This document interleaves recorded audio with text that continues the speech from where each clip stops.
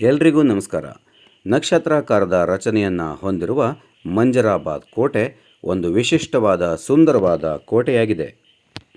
ಕೋಟೆಯನ್ನು ನೋಡಲು ನಾವು ಮೇಲಕ್ಕೆ ಮೆಟ್ಟಿಲುಗಳನ್ನು ಏರುತ್ತಾ ಸಾಗಬೇಕಿದೆ. ಮೆಟ್ಟಿಲುಗಳನ್ನು ಏರುವುದು ಅಷ್ಟೊಂದು ಸುಲಭವಾದ ಕಾರ್ಯವಂತೂ ಅಲ್ಲ. ಕೋಟೆಯ ದ್ವಾರದ ಮೇಲ್ಭಾಗದಲ್ಲಿ ಇಂತಹ ನಕ್ಷತ್ರಾಕಾರದ ರಚನೆಯನ್ನು ಕೂಡ ನೋಡಬಹುದು. ದ್ವಾರವನ್ನು ದಾಟಿ ಕೋಟೆಯನ್ನು ನೋಡಲು ಸಾಗಬೇಕು. ನಮಸ್ಕಾರ.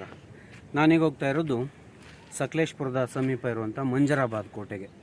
ಈ ಮಂಜರಾಬಾದ್ ಕೋಟೆ ಅನ್ನೋದು ಟಿಪ್ಪು ಸುಲ್ತಾನನ ಕಾಲದಲ್ಲಿ ಕಟ್ಟಲ್ಪಟ್ಟಂಥ ಒಂದು ಕೋಟೆ. ಇದರ ವಿಶೇಷತೆ ಏನಂದರೆ ನಕ್ಷತ್ರಾಕಾರದಲ್ಲಿ ಇರುವಂತಹ ಒಂದು ವಿಶಿಷ್ಟವಾದಂಥ ಕೋಟೆ. ಸ್ಟಾರ್ ಹೇಗಿದೆಯೋ ಅದೇ ರೀತಿಯಲ್ಲಿ ಕಾಣುತ್ತೆ. ಈ ಒಂದು ಭಾಗ ಹೆಚ್ಚಿನ ಕಾಲದಲ್ಲಿ ಮಂಜಿನಿಂದ ಆವರಿಸಿರುವಂತಹ ಕಾರಣದಿಂದ ಈ ಒಂದು ಪ್ರದೇಶವನ್ನು ಮಂಜರಾಬಾದ್ ಎಂಬುದಾಗಿ ಕೂಡ ಕರೆದ್ರು ಅಂತ ಪ್ರತೀತಿ ಇದೆ. ಅದೇ ರೀತಿಯಲ್ಲಿ ಅಂತಹ ಒಂದು ವಿಶಿಷ್ಟವಾದಂತಹ ಕೋಟೆಯಲ್ಲಿ ಶತ್ರುಗಳು ಪ್ರವೇಶ ಮಾಡೋದಕ್ಕೆ ಆಗದೇ ಇರುವಂಥ ರೀತಿಯಲ್ಲಿ ಕಟ್ಟಿದ್ರು. ಅದು ಹೇಗಿದೆ ನೋಡೋಣ ಬನ್ನಿ.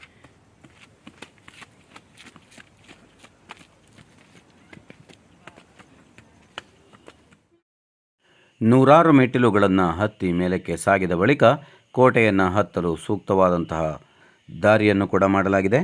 ಈ ನಕ್ಷತ್ರಾಕಾರದ ರಚನೆಯನ್ನು ಹೊಂದಿರುವಂತಹ ಮಂಜರಾಬಾದ್ ಕೋಟೆಯನ್ನು ಸ್ಥಳೀಯ ಸಕಲೇಶ್ಪುರದ ಭಾಗದಲ್ಲಿರುವಂತಹ ಪಾಳೆಯಗಾರನಿಂದ ಕಟ್ಟಲು ಪ್ರಾರಂಭವಾಯಿತು ಎಂಬುದು ಸ್ಥಳೀಯರು ಹೇಳುವಂತಹ ಒಂದು ಇತಿಹಾಸವಾಗಿದೆ. ಜೊತೆಯಲ್ಲಿ ನಂತರ ಈ ಕೋಟೆಯ ಮೇಲಿನ ಭಾಗಗಳನ್ನು ಮತ್ತು ಹೆಚ್ಚಿನ ಭಾಗಗಳನ್ನು ಟಿಪ್ಪು ಸುಲ್ತಾನನ ಕಾಲದಲ್ಲಿ ಕಟ್ಟಲಾಯಿತು ಎಂಬುದಾಗಿ ಕೂಡ ನಾವು ಇತಿಹಾಸದ ಮೂಲಕ ತಿಳಿಯಬಹುದು.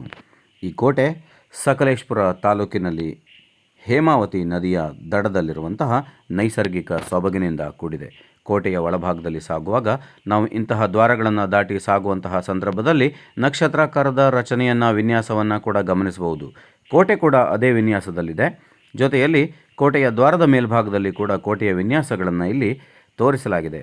ಕೋಟೆಯ ಒಳಭಾಗಕ್ಕೆ ನಾವು ಪ್ರವೇಶ ಮಾಡುತ್ತಿದ್ದ ಹಾಗೆ ಇಲ್ಲಿ ಹಲವಾರು ರೀತಿಯಾದಂತಹ ಶಸ್ತ್ರಾಗಾರಗಳು, ಸೇನಾ ಟ್ಯಾಂಕರ್ಗಳು, ಹಲವಾರು ಮಳಿಗೆಗಳು ಮುಂತಾದವುಗಳನ್ನು ಕಾಣುತ್ತಾ ಸಾಗಬಹುದು. ಕೋಟೆಯ ಮೇಲ್ಭಾಗಕ್ಕೆ ಸಾಗುತ್ತಾ ಹೋದ ಹಾಗೆ 3-4 ಕಡೆಗಳಲ್ಲಿ ಮಹಾದ್ವಾರಗಳನ್ನು ದಾಟಿ ನಾವು ಒಳಗಡೆ ಪ್ರವೇಶವನ್ನು ಮಾಡಬೇಕಾಗುತ್ತದೆ. ನಾವೀಗ ಕೋಟೆಯ ಅತ್ಯಂತ ಮೇಲ್ಭಾಗಕ್ಕೆ ಬಂದಿದ್ದೇವೆ. ಕೋಟೆಯ ಮೇಲ್ಭಾಗಕ್ಕೆ ಬಂದ ಹಾಗೆ ನಕ್ಷತ್ರಾಕಾರದ ರಚನೆಯನ್ನು ನಾವಿಲ್ಲಿ ನೇರವಾಗಿ ನೋಡಲು ಸಾಧ್ಯವಾಗುವುದಿಲ್ಲ. ಆದರೆ ಇದು ಕೋಟೆಯ ಮಧ್ಯದ ಭಾಗವನ್ನು ನಾವು ಗಮನಿಸುತ್ತಿದ್ದೇವೆ. ಈ ರೀತಿಯಲ್ಲಿ ಮಧ್ಯದಲ್ಲಿರುವಂತಹ ಒಂದು ನೀರಿನ ಕೊಳ 4 ಕಡೆಗಳಿಂದ ಕೂಡಲು ಇಳಿಯಲು ಮೆಟ್ಟಿಲುಗಳಿವೆ. ತುಂಬ ಎತ್ತರದಿಂದ ನೋಡಿದಾಗ ಈ ಕೋಟೆಯ ಮಧ್ಯದ ಭಾಗದಲ್ಲಿರುವ 4 ಕಡೆಗಳಿಂದ ಇಳಿಯುವಂತಹ ಮೆಟ್ಟಿಲುಗಳು ಮತ್ತು ಈ ಕೊಳ ಅತ್ಯಂತ ಸುಂದರವಾಗಿ ಗೋಚರಿಸುತ್ತದೆ. ಇದರ 8 ದಿಕ್ಕಿನಲ್ಲಿ ಕೂಡ 8 ಕಡೆ ನಕ್ಷತ್ರಾಕಾರದ ರಚನೆಗಳನ್ನು ತೋರಿಸುವ ಹಾಗೆ ಒಳಭಾಗದಿಂದ ನಾವು ಕೆಲವೊಂದು ವಿನ್ಯಾಸಗಳನ್ನು ನೋಡಬಹುದು. ನೋಡಿ, ಇದು ಒಂದು ಭಾಗದಲ್ಲಿರುವಂತಹ ನಕ್ಷತ್ರಾಕಾರದ ವಿನ್ಯಾಸದ ಒಂದು ತುದಿ ಅಥವಾ ಪಾಯಿಂಟ್ ಅಂತ ನಾವು ಹೇಳ್ಬೋದು. ಇಲ್ಲಿ ನೋಡಿ, ಇಲ್ಲಿ ಈ ಭಾಗದಲ್ಲಿ ಒಂದು ಗುಪ್ತವಾದಂತಹ ಕೇಂದ್ರಗಳಿತ್ತು. ಈ ಭಾಗದಲ್ಲಿ ಹಲವಾರು ನೆಲಮಾಳಿಗೆಗಳಿತ್ತು ಅಂತ ಹೇಳ್ತಾರೆ. ನಾವು ಈ ನೆಲಮಾಳಿಗೆಯನ್ನು ಇಳಿದು ನೋಡ್ತಾ ಇದ್ದೇವೆ. ಇಲ್ಲಿ ಗನ್ ಪೌಡ್ರನ್ನ ಸಂಗ್ರಹ ಮಾಡಲಿಕ್ಕೆ ಈ ಭಾಗಗಳನ್ನು ಬಳಸಲಾಗ್ತಿತ್ತು ಅಂತ ಕೂಡ ಹೇಳ್ತಾರೆ. ನೋಡಿ, ನೀರಿದ್ದ ಹಾಗಿದೆ ಒಳಗಡೆಗೆ. ಅದೇ ರೀತಿ ಒಳಭಾಗದಲ್ಲಿ ನಾವು ಇಳಿದು ನೋಡಿದಾಗ ಮುಂದೆ ಹೋಗಲಿಕ್ಕೆ ಯಾವುದೇ ರೀತಿಯಾದಂತಹ ಬಾಗಿಲು ಕೂಡ ಸದ್ಯದ ಪರಿಸ್ಥಿತಿಯಲ್ಲಿಲ್ಲ.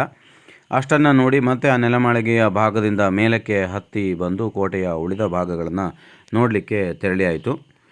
ಕೋಟೆಯ ಉಳಿದ ಭಾಗಗಳು ಕೂಡ ಈ ಭಾಗದಿಂದ ಸಂಪೂರ್ಣವಾಗಿ ಗೋಚರಿಸ್ತವೆ. ಕೆಲವೊಂದು ಭಾಗಗಳಿಗೆ ಶಸ್ತ್ರಾಗಾರಗಳಿಗೆ ಸೀಮಿತವಾಗಿವೆ. ಬಲಭಾಗದಲ್ಲಿ ಕಾಣ್ತಾ ಇರುವಂಥ ಕೋಟೆಯ ಭಾಗ ಶಸ್ತ್ರಾಗಾರವಾಗಿತ್ತು. ಅದರ ಇನ್ನೊಂದು ಭಾಗ ಅಲ್ಲಿ ಹಲವಾರು ಧಾನ್ಯಗಳನ್ನು ಸಂಗ್ರಹ ಮಾಡಿಡಲಾಗ್ತಾಯಿತ್ತು. ಆ ಭಾಗಗಳನ್ನು ನಾವು ನೋಡ್ತಾ ಹೋಗೋಣ ಬನ್ನಿ. ಇದು ಕೋಟೆಯ ಮೇಲ್ಭಾಗದಲ್ಲಿರುವಂತಹ ಒಂದು ಧಾನ್ಯ ಸಂಗ್ರಹಣಾ ಭಾಗ. ಧಾನ್ಯ ಸಂಗ್ರಹಣಾ ಭಾಗದ ಪಕ್ಕದಲ್ಲಿಯೇ ಒಂದು ಶಸ್ತ್ರಗಳನ್ನು ಸಂಗ್ರಹ ಮಾಡ್ತಾ ಇದ್ದಂತಹ ಪ್ರದೇಶ ಕೂಡ ಇದೆ. ಇದರ ಪಕ್ಕದಲ್ಲಿಯೇ 2 ಬಾವಿಗಳು ಕೂಡ ಇದ್ದಾವೆ. ಜೊತೆಯಲ್ಲಿ ನೆಲಮಾಳಿಗೆಗಳು ಕೂಡ ಇದೆ. ನೆಲಮಾಳಿಗೆಗಳನ್ನು ಈಗಾಗಲೇ ಹೋಗಿ ಬಂದಿದ್ದೇವೆ. ನೋಡಿ, ಇದರ ಮೇಲ್ಭಾಗವನ್ನು ಹೇಗಿದೆ ನೋಡಿ. ಮೇಲ್ಭಾಗದಲ್ಲೆಲ್ಲ ಇಟ್ಟಿಗೆಗಳನ್ನು ಸಾಲಾಗಿ ಜೋಡಿಸಿ ಈ ಥರದ ಕಮಾನುಗಳ ರೀತಿಯಲ್ಲಿ ಈ ಒಂದು ಕಟ್ಟಡವನ್ನು ಕಟ್ಟಲಾಗಿದೆ ಎಂಬುದನ್ನು ನಾವು ಗಮನಿಸಬೇಕು. ಜೊತೆಯಲ್ಲಿ ಇದರ ಎಲ್ಲ ಮೇಲ್ಭಾಗವನ್ನು ನಾವು ನೋಡ್ತಾ ಹೋದ ಹಾಗೆ ಒಳಗಡೆಗೆ ಕೂಡ ಹೋಗಲಿಕ್ಕೆ ದಾರಿಗಳು ಕಂಡುಬಂತು. ಆದರೆ ತೀರಾ ಒಳಭಾಗದಲ್ಲಿ ನಾವು ಹೊಕ್ಕು ನೋಡಿದಾಗ ಅದಕ್ಕಿಂತ ಮುಂಭಾಗದಕ್ಕೆ ದಾರಿಗಳು ಕಾಣಲಿಲ್ಲ. ಅಲ್ಲಿಗೆ ಸೈನಿಕರು ಕೂಡ ವಸತಿಯನ್ನು ಮಾಡ್ತಿದ್ರು ಎಂಬಂತಹ ಕೆಲವೊಂದಿಷ್ಟು ಅವಶೇಷಗಳು ಕುರುಹುಗಳೆಲ್ಲ ಕೂಡ ಇಲ್ಲ ಇದ್ದಾವೆ. ಈ ಒಂದು ಕೋಟೆಯ ಅತ್ಯಂತ ಹೊರಗಿನ ಭಾಗವನ್ನು ಗ್ರಾನೈಟ್ ಕಲ್ಲುಗಳು ಮತ್ತು ಸುಣ್ಣದ ಗಾರೆಗಳಿಂದ ನಿರ್ಮಿಸಲಾಗಿದೆ. ಆದರೆ ಈ ಒಳಭಾಗದಲ್ಲಿ ಕೆಲವೊಂದಿಷ್ಟು ಗಟ್ಟಿಯಾದಂತಹ ಕಲ್ಲುಗಳು ಮತ್ತು ಕೆಲವೊಂದು ಇಟ್ಟಿಗೆಗಳನ್ನು ಕೂಡ ಬೆಸೆದು ನಿರ್ಮಾಣ ಮಾಡಿರುವಂಥದ್ದನ್ನು ಕೂಡ ನಾವಿಲ್ಲಿ ಕಾಣ್ತೇವೆ. ಅಲ್ಲಲ್ಲಿ ಕೆಲವೊಂದು ಏನಂತಂದರೆ ಸೈನಿಕರು ವಿರಮಿಸಲಿಕ್ಕೆ, ಸೈನಿಕರು ಉಳಿಲಿಕ್ಕೆ ಕೂಡ ವ್ಯವಸ್ಥೆಗಳನ್ನು ಮಾಡಿದಂತಹ ಪ್ರದೇಶಗಳು ಕೂಡ ಇದ್ವು. ಕೋಟೆಯ ಇದಕ್ಕಿಂತ ಮತ್ತು ಮೇಲಿನ ಭಾಗಕ್ಕೆ ಕೂಡ ನಾವು ಏರಲಿಕ್ಕೆ ಸಾಧ್ಯವಾಗ್ತದೆ. ಈ ಒಂದು ಕೋಟೆ ಸಕಲೇಶ್ಪುರದ ಭಾಗದಲ್ಲಿ ಇರೋದ್ರಿಂದ ಇದು ಮಂಗಳೂರು ಬಂದರು ಮತ್ತು ಮೈಸೂರಿನ ನಡುವಿನ ಒಂದು ಮಾರ್ಗದ ರಕ್ಷಣೆಗಾಗಿ ನಿರ್ಮಾಣವನ್ನು ಮಾಡಿದ್ರು. ಆ ಭಾಗದಲ್ಲಿ ಸಂಚಾರವನ್ನು ಮಾಡುವಾಗ ಯುರೋಪಿಯನ್ನರೊಂದಿಗೆ ವ್ಯಾಪಾರವನ್ನು ಮಾಡುವಂತಹ ಸಂದರ್ಭದಲ್ಲಿ ಈ ಕೋಟೆ ತುಂಬ ಪ್ರಮುಖವಾಗಿ ಬಳಸಲಾಗ್ತಾ ಇತ್ತು ಎಂಬುದು ಕೂಡ ವಿಶಿಷ್ಟವಾದಂಥದ್ದು. 988 ಮೀಟರ್ಗಳಷ್ಟು ಎತ್ತರವಾದಂತಹ ಈ ಕೋಟೆಯ ಭಾಗಗಳನ್ನು ಯುರೋಪಿಯನ್ ಶೈಲಿಯಲ್ಲಿ ನಿರ್ಮಾಣ ಮಾಡಲಾಗಿದೆ.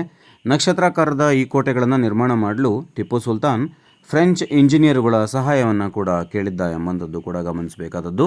ನಾವೀಗ ಅತ್ಯಂತ ಕೋಟೆಯ ಮೇಲ್ಭಾಗಕ್ಕೆ ಬಂದಾಗ ಈ ಕೋಟೆಯ ಭಾಗದಿಂದ ನಮಗೆ ಕೆಳಗಿನ ಭಾಗ ಸ್ಪಷ್ಟವಾಗಿ ಗೋಚರಿಸುತ್ತದೆ. ಮಲೆನಾಡಿನ ಪ್ರದೇಶ, ಎತ್ತ ಕಡೆ ನೋಡಿದರೂ ಬೆಟ್ಟಗುಡ್ಡಗಳಿಂದ ಆವೃತವಾದಂತಹ ಪ್ರದೇಶ.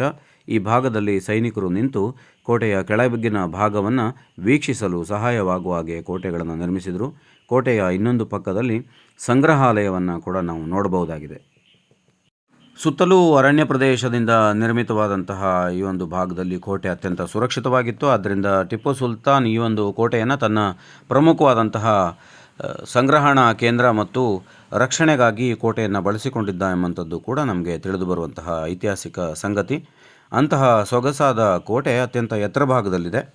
ಒಮ್ಮೆ ಈ ಕೋಟೆಯನ್ನು ವೀಕ್ಷಿಸಲು ಬನ್ನಿ. ಧನ್ಯವಾದಗಳು.